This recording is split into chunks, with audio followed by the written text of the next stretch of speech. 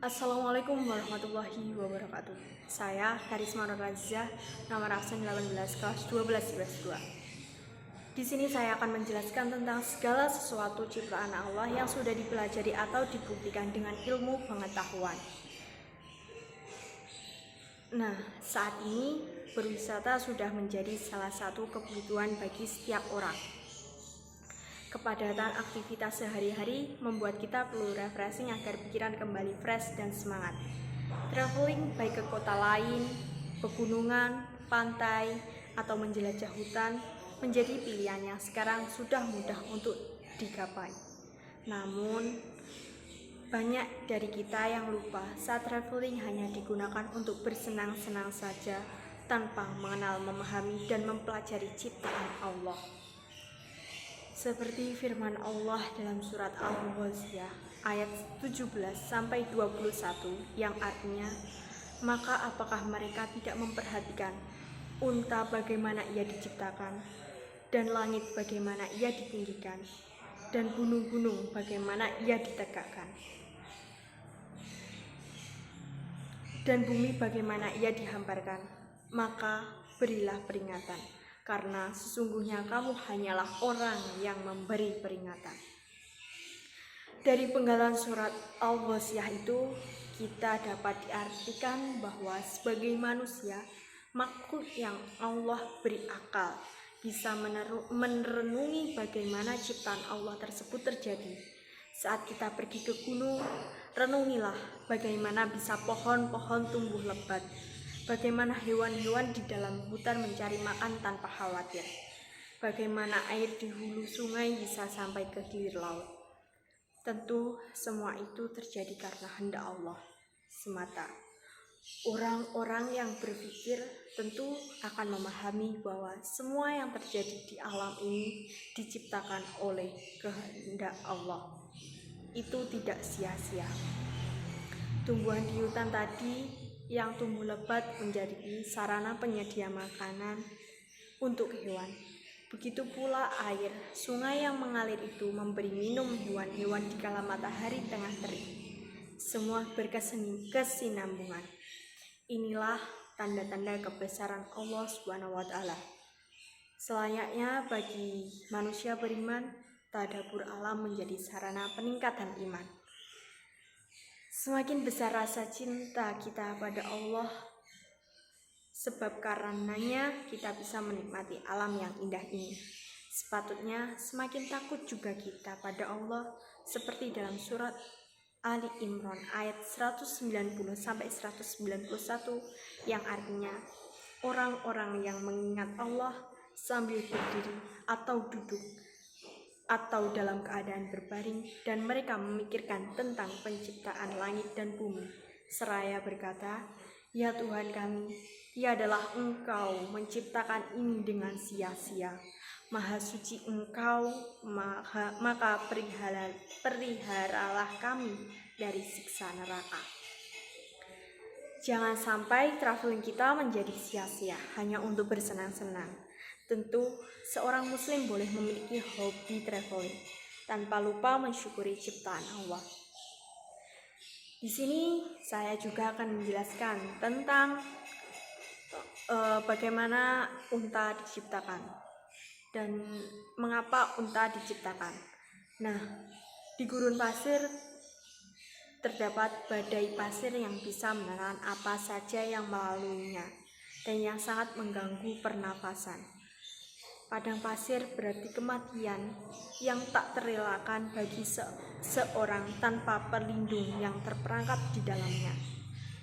Hanya kendaraan yang secara khusus dibuat untuk tujuan ini saja yang dapat bertahan dalam kondisi gurun ini. Kendaraan apapun yang berjalan di kondisi yang panas menyengat di gurun pasir harus didesain untuk mampu menahan panas dan terpaan badai pasir. Selain itu, ia harus mampu berjalan jauh dengan sedikit bahan bakar dan sedikit air. Mesin yang paling mampu menahan kondisi sulit ini bukanlah kendaraan bermesin, melainkan seekor binatang, yakni unta.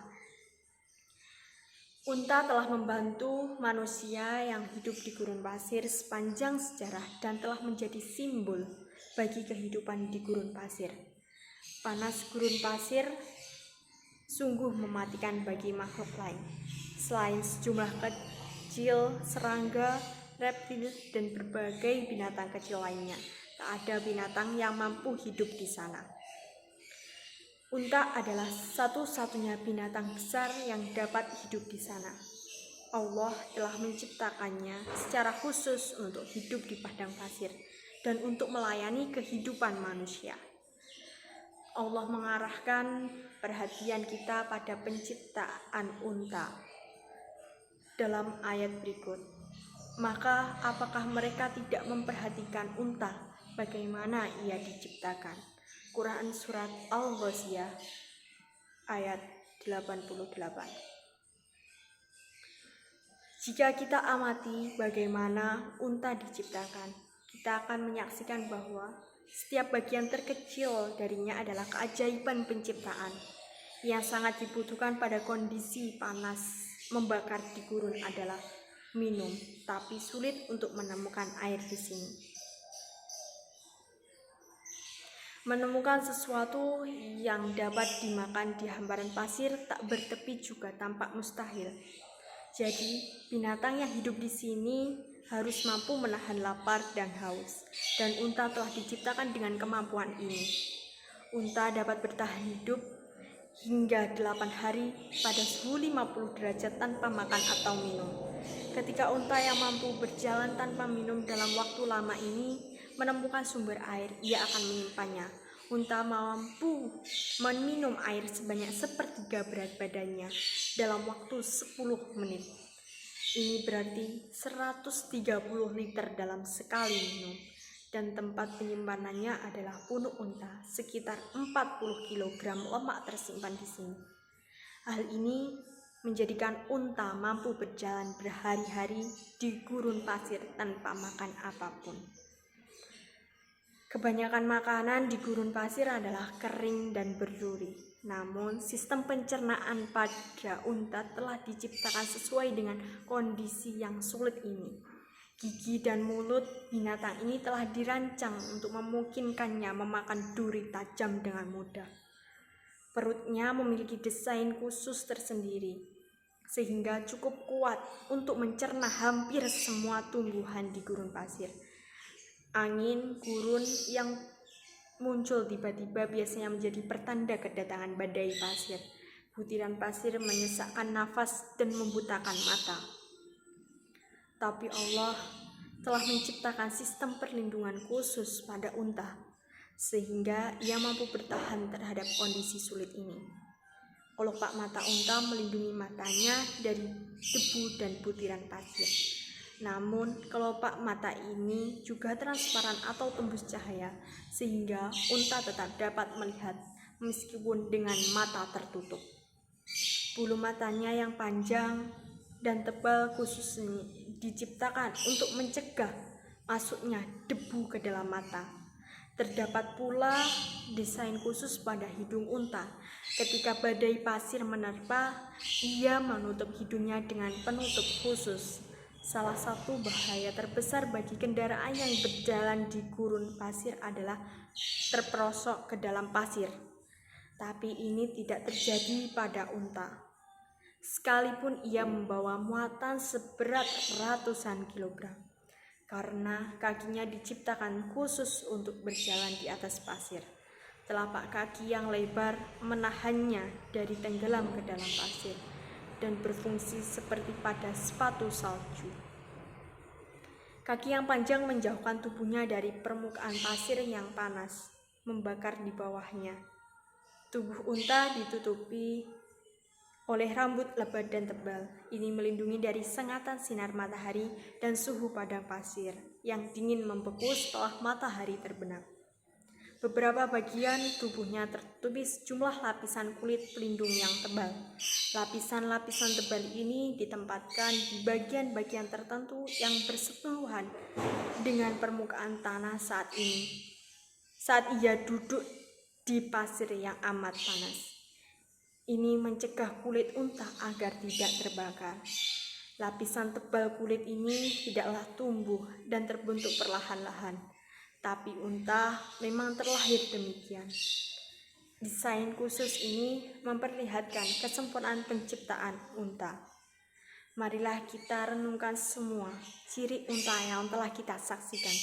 Sistem khusus yang memungkinkannya menahan haus, punuk yang memungkinkannya berpergian tanpa makan, struktur kaki yang menahannya dari tenggelam ke dalam pasir, kelopak mata yang tembus dari cahaya, bulu mata yang melindungi matanya dari pasir, hidung yang dilengkapi desain khusus anti badai pasir, struktur mulut, bibir, dan gigi yang memungkinkan memakan duri dan tumbuhan gurun pasir, sistem pencernaan yang dapat mencerna hampir semua benda apapun. Lapisan tebal khusus yang melindungi kulitnya dari pasir panas membakar, serta rambut permukaan kulit yang khusus dirancang untuk melindungi dari panas dan dingin. Tak satu pun dari ini semua dapat dijelaskan oleh logika teori evolusi, dan kesemuanya ini menyatakan suatu kebenaran yang nyata. Unta telah diciptakan secara khusus oleh Allah untuk hidup di padang pasir dan untuk membantu kehidupan manusia di tempat ini. Begitulah kebesaran Allah dan keagungan ciptaannya tampak nyata di segenap penjuru alam ini. Dan pengetahuan Allah meliputi segala sesuatu. Allah menyatakan hal ini dalam ayat Al-Quran. Sesungguhnya Tuhanmu hanyalah Allah, yang tidak ada Tuhan selain Dia. Pengetahuannya meliputi segala sesuatu. Artikel tersebut diambil dari republika.co.id. Sekian presentasi dari saya. Apabila ada kurang lebihnya, saya mohon maaf yang sebesar-besarnya. Wassalamualaikum warahmatullahi wabarakatuh.